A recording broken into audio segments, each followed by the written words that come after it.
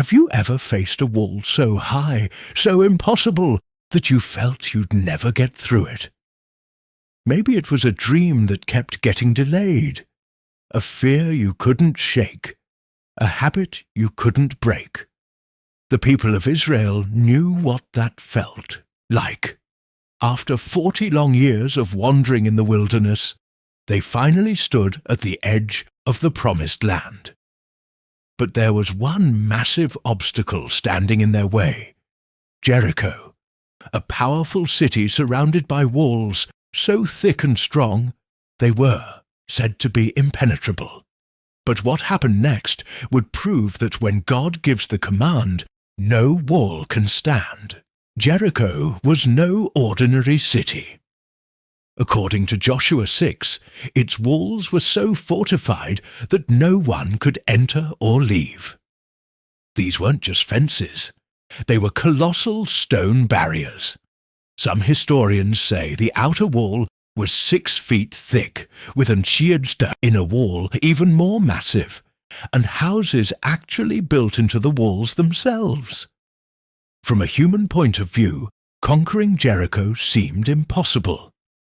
But God had already promised the land to the Israelites, and his plan didn't involve catapults or ladders. It involved obedience, silence, and one loud shout. God gave Joshua very specific instructions. For 6 days, the army was to march once around the city each day. Not a word was to be spoken, just the silent, steady steps of soldiers and the sound of rams' horns blowing. Imagine being a soldier in that army, day after day, walking in circles, saying nothing, watching the enemy mock you from the walls. It didn't make sense. But faith doesn't always make sense.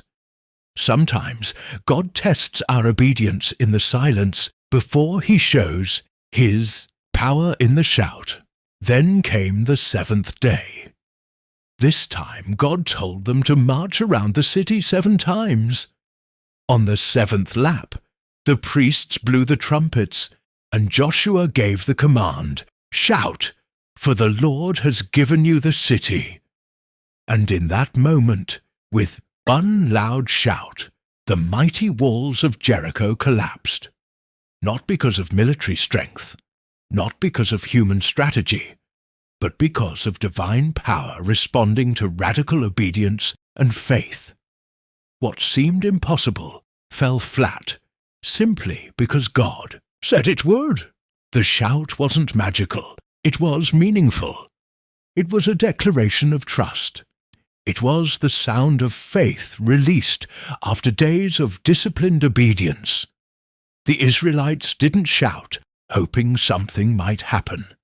They shouted because they believed something would.